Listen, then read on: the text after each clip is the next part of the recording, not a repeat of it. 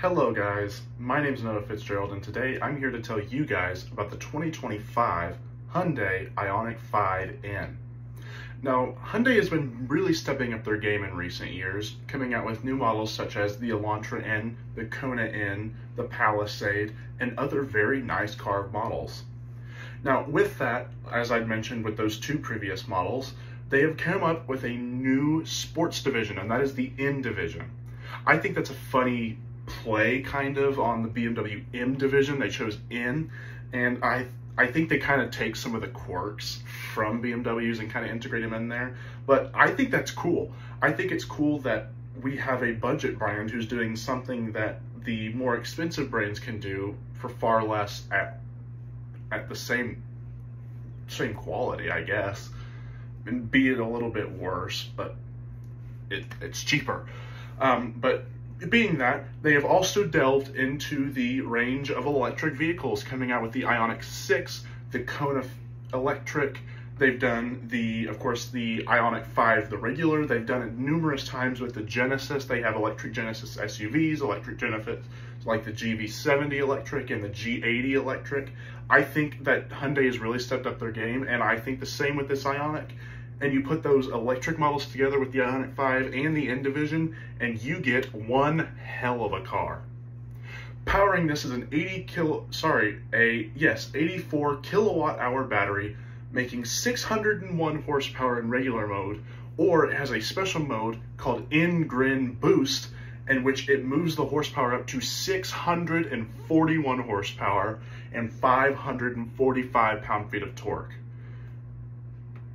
That is absolutely mind-boggling. Mind you, this technically, as Hyundai classifies it, is a crossover, meaning it competes with vehicles such as the Honda CR-V and the Toyota RAV4.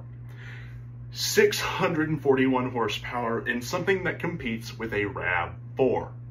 However, I think that Hyundai's kind of marketing this the wrong way. I think this is more of a hatch than it is. If you look at the ground clearance numbers and you look at storage numbers, it's closer to something like a Golf R size-wise or a Toyota Corolla hatch than it is something like a RAV4, but that's the way Hyundai classifies it.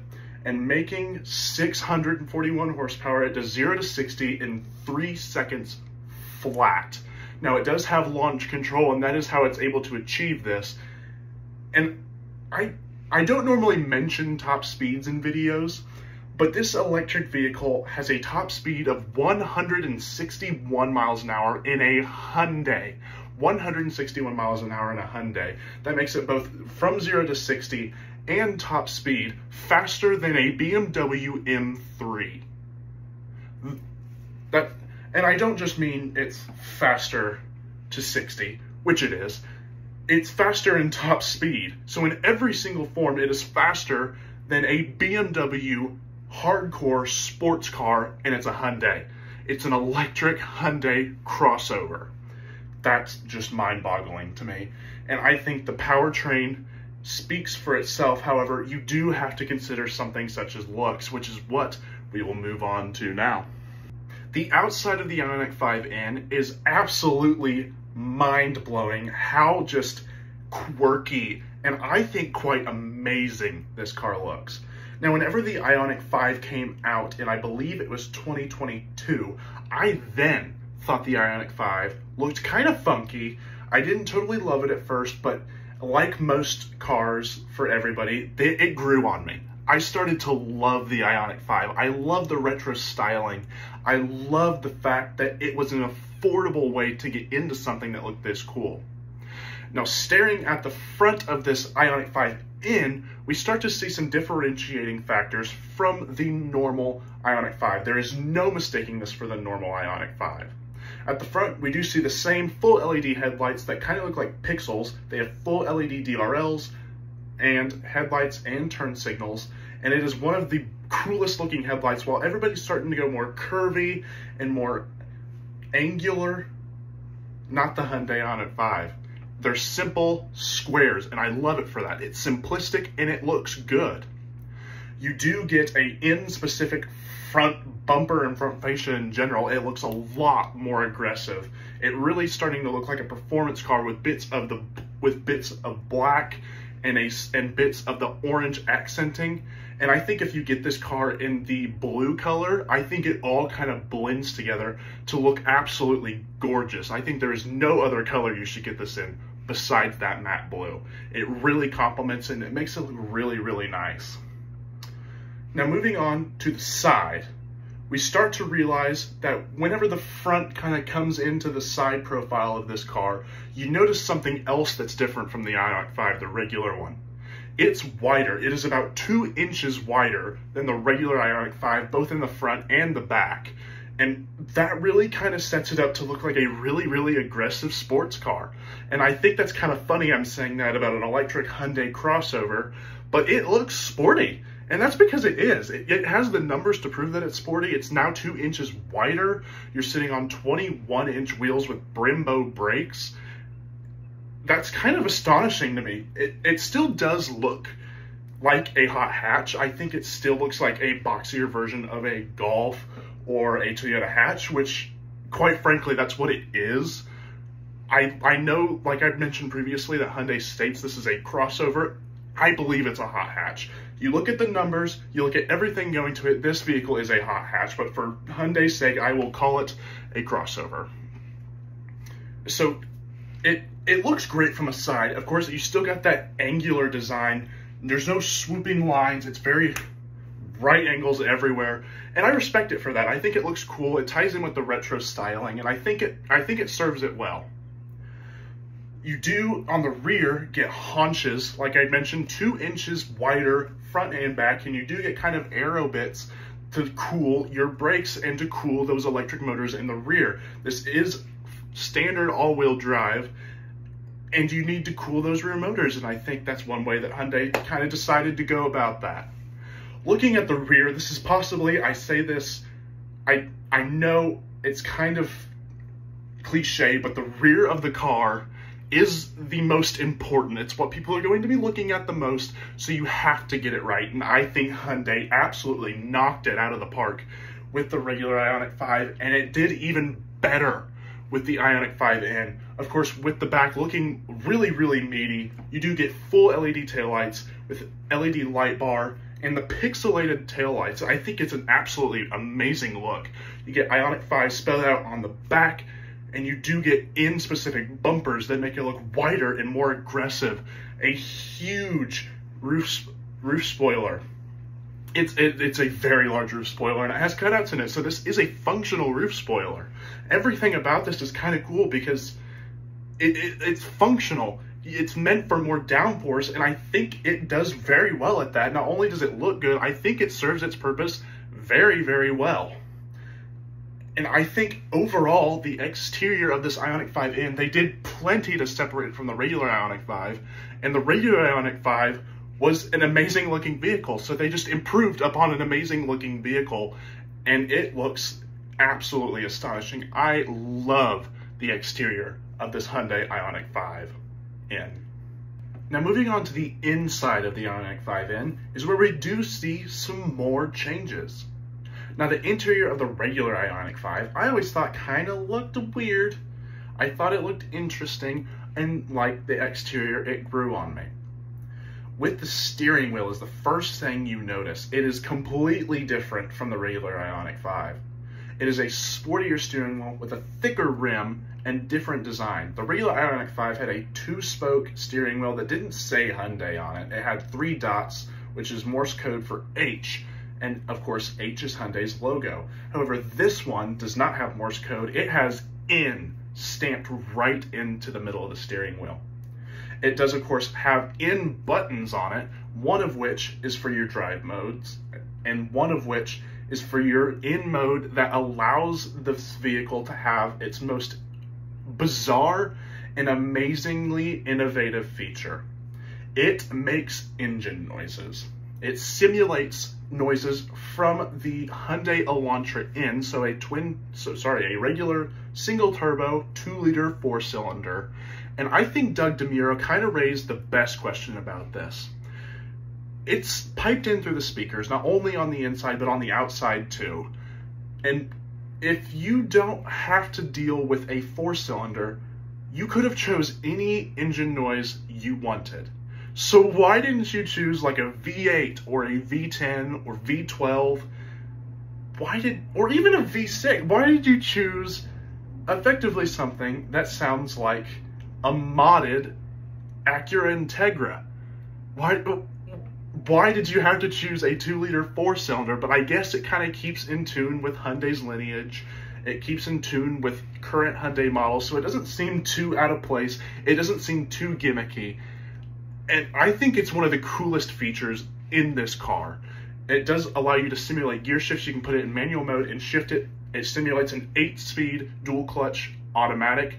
Like other Hyundai vehicles, you see you can get that 8-speed in the Elantra, the Kona, and numerous end models, and it replicates that, and I think it does it really well.